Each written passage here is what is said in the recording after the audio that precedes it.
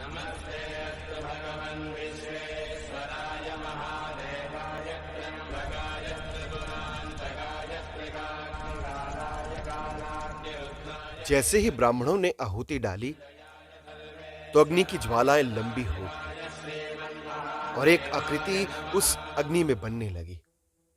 धीरे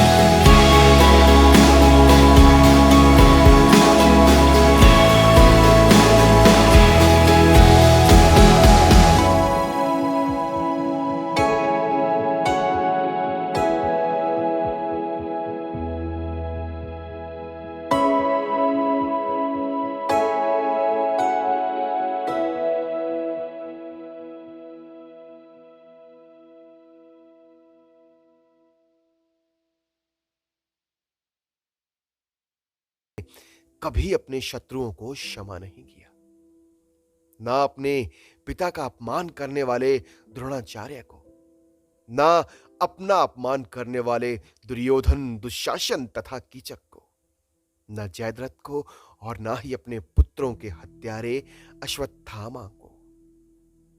उसने सबको अपनी ज्वाला में भस्म कर दिया, जिसने भी उसके सम्मान से खेलने की कोशिश की।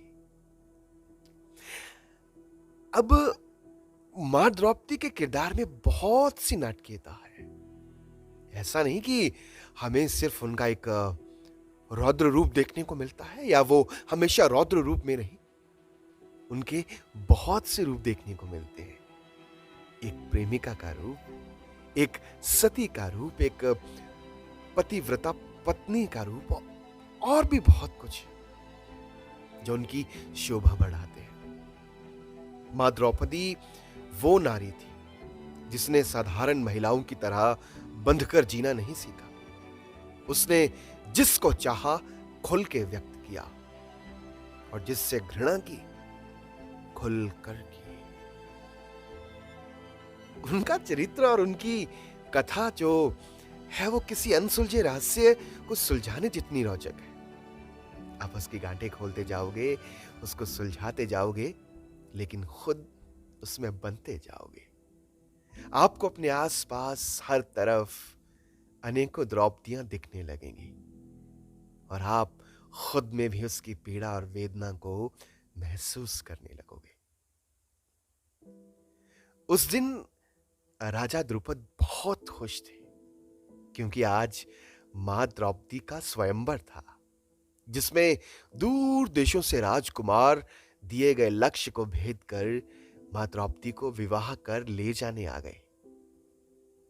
पर द्रुपद और द्रौपदी के हाथ केवल अब तक निराशा ही लगी थी, क्योंकि कोई भी दिए गए लक्ष्य को भेद नहीं पाया।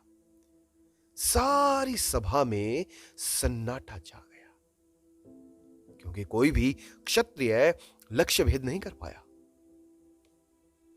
अब क्या होगा?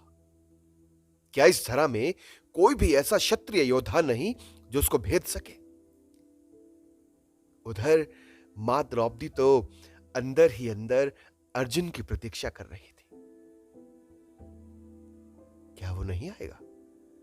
पर वो तो उन्हें पति के रूप में चाहती थी, जिसके बारे में भगवान श्री कृष्ण उसको पहले ही बता दिए थे। जब कोई लक्ष्य भेद नहीं कर पाया, तब उस सभा में कुछ ब्राह्मण उपस्थित थे। उनमें से एक ब्राह्मण ने हाथ उठाकर कहा, मैं इस लक्ष्य को भेदना चाहता हूं। जैसे ही उस ब्राह्मण ने बाण चढ़ाया, तो एक बार फिर जैसे क्षत्रियों के ऊपर भगवान परशुराम सवार हो गए। क्षत्रियों को लगा कि यह तो हमारा अपमान है। मां द्रौपदी भी अपना विरोध करने के लिए व्याकुल हुई, तो भगवान श्री कृष्ण ने इशारे से कहा, शांत शांत शांत। उस ब्राह्मण ने उस लक्ष्य को भेद दिया और नियमानुसार मां द्रौपदी को उनके साथ विवाह सूत्र में बांध दिया गया। अब एक ब्राह्मण कैसे एक क्षत्रिय को वर कर ले जाएगा? वहां उपस्थित सब क्षत्रिय लज्जित महसूस करने लगे, जैसे भगवान परशुराम के हाथों परास्त होकर हुए थे। अब वो इस बात के विरोध में खुलकर उतर आए। भगवान श्री कृष्ण की नीति के आगे भला कौन चल पाए? उन्होंने कहा कि ये नीति कहती है, जब भी कोई क्षत्रिय सफल रहे तो उस कार्य को ब्राह्मण कर सकता है। अब यहां से मां द्रौपदी के जीवन की एक नई कहानी शुरू होती है। वो अग्रसर हुई एक नए जीवन की ओर। वो बन गई 5 पतियों की एक अर्धांगिनी। विवाह पश्चात वो उस कुल में आ गई जिसकी नींव में अंबा, अंबिका और अंबालिका के साथ क्या हुआ था। क्या बीती थी ययाति की पूर्ति माधवी के साथ, और अनजाने में अंधतव को ब्याह दी जाने वाली गंधारी ने क्यों सदा के लिए आंखें बंद कर ली थी। इन सब प्रश्नों के उत्तर सबको ज्ञात है। किंतु अग्निपुत्री मां द्रौपदी, जिसको भगवान श्री कृष्ण ने अपना नाम दिया कृष्णा, वो सब समीकरणों को बदलने वाली थी। मां द्रौपदी का जन्म असाधारण था और मृत्यु भी। उनकी बुद्धि, उनका रूप, उनके कर्म, सब कुछ असाधारण थे। अच्छा, यहां उनके पूर्व जन्म की कथा पढ़ें तो पता लगता है कि पूर्व जन्म में उन्होंने आदर्श पति की चाह में भगवान शिव की आराधना की, और उनकी आराधना से प्रसन्न होकर भगवान शिव प्रकट हुए और उन्होंने कहा, हे पुत्री, मांगो, क्या मांगना चाहती हो? तो मां द्रौपदी ने कहा कि मुझे एक आदर्श पति चाहिए। बड़े चाव में वो ये बात 5 बार बोल गई। तो भगवान शिव ने कहा, ठीक है, अगले जन्म में तुम्हें 5 पति मिलेंगे। मां द्रौपदी बोल उठी, 5 क्यों? भगवान शिव ने कहा, क्योंकि तुमने 5 बार मुझसे आदर्श पति की मांग की, इसलिए।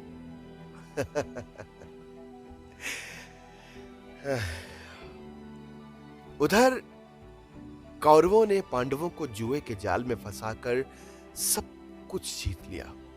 उनकी राज सत्ता, सेना, पैसा और मां द्रौपदी को। कौरवों ने अपनी कुल वधु द्रौपदी को जीत लिया था और इस शर्मनाक कार्य पर वो और भी अहंकार में आ गए। वो ये भूल गए कि मां द्रौपदी उनकी ही कुलवधु है। किसी ने मां द्रौपदी को अपनी जांघ पर बैठाने की बात की, तो किसी ने अपनी दासी बनाने की बात की। उनको केशों से पकड़कर भरी सभा में घसीट लाने और उनका चीरहरण कर देने की सलाह दी। हुआ भी ऐसा। मां द्रौपदी अपने कक्ष में एक वस्त्र में बैठी थी। वो राजस्वला से पीड़ित थी। उनको केशों से पकड़कर भरी सभा में लाया गया। किसी ने उनकी मदद नहीं की। उनका चीरहरण करने वाला जघन्य अपराध किया गया। वो आंखें बंद करके भगवान श्री कृष्ण को याद करने लगी। तो उन्होंने वस्त्र रूप में आकर उनकी रक्षा की। लेकिन उस पुरुष सत्ता ने मां द्रौपदी को बहुत कम आंका। मां द्रौपदी कोई ऐसी स्त्री नहीं थी कि जो स्वयं को पुरुषों के आगे परोस दे। वो अपने सम्मान के लिए जी और लड़ी भी। अब इस घटना के बाद धृतराष्ट्र बहुत सदमे में आ गए थे। उन्हें भी मां द्रौपदी से डर लगने लगा था कि कहीं वो उनको उनकी कुल नष्ट होने का शाप ना दे दे। और दूसरा, जिस प्रकार भगवान श्री कृष्ण ने उनकी रक्षा की थी, वो भी उनके खिलाफ ना खड़े हो जाएं। पर मां द्रौपदी ऐसे भी नहीं थी। धृतराष्ट्र ने उन्हें कोई भी 2 वर मांगने को कहा। तब द्रौपदी ने जो 2 वरदान मांगे, वो भी उसके चरित्र को माणिक की तरह और चमका गए। वो थे पांडवों की दास्तव से मुक्ति और स्वतंत्रता। मां द्रौपदी जैसी स्थिति, परिस्थिति अथवा मनोस्थिति किसी और की होती ना, तो वो अवश्य ही टूट जाता। लेकिन वो खड़ी रही और अकेले लड़ती रही। 5 देव पतियों के होने के बावजूद, राजा द्रुपद की पुत्री होने के बावजूद। महाभारत के युद्ध के छोटे छोटे बहुत कारण रहे, किंतु द्रौपदी के सम्मान का कारण मुख्य कारण बना। वो शतरानी थी। 13 वर्ष की प्रतीक्षा में नहीं बैठना चाहती थी। उसने कौरवों से बदला लेने के लिए नीति का सहारा लिया। सबसे पहले उसने भगवान श्री कृष्ण को अपनी व्यथा सुनाकर अपने पक्ष में किया। वो ये भी जानती थी कि केवल भगवान श्री कृष्ण के सहारे वो कौरवों पर विजय नहीं पा सकते। इसलिए उसने बाकी राज्यों और कौरवों के शत्रुओं को भी अपने साथ जोड़ने का कार्य आरंभ कर दिया और फिर वनवास के दौरान सभी पड़ोसी देशों से मित्रत्व वाले संबंध बनाए। मां द्रौपदी के मन में जांग पर बैठाने की बात, भरी सभा में लज्जाती हुई मां द्रौपदी स्वयं, और अपनी लज्जा बचाने के लिए सबके सामने फैलाते हुए हाथ, उनको अपना अतीत अक्सर दिखाई पड़ता रहता था। वो उनको रात रात जगाए रखता और फिर परिणाम स्वरूप युद्ध के मैदान में आ पहुंची। फिर वही हुआ जिसकी सबको आशा थी। कुरुक्षेत्र के मैदान में अस्त्र शस्त्र चले। विद्वान और बलशाली योद्धा लाशें बन बन गिरते रहे। रक्त की नदियां बहने लगी। अपने सखा भगवान श्री कृष्ण के मार्गदर्शन में मां द्रौपदी ने उन सबको जड़ों से उखाड़ फेंका जिन्होंने उनके सतीत्व को, उनके सम्मान को ठेस पहुंचाई। आज भी तो कुछ नहीं बदला। अनेकों द्रौपदियों के चीरहरण होते हैं, उन पर अत्याचार होते हैं, उन्हें किसी अंधेरे में धकेल दिया जाता है। लेकिन आज स्वयं कृष्णा बनकर लड़ना पड़ेगा। द्रौपदी बनकर, अग्नि पुत्री बनकर खुद में एक ज्वाला पैदा करनी होगी जो उस सत्ता और मानसिकता को भस्म कर दे जो केवल और केवल नारी को भोग की वस्तु मानकर भोगना चाहती।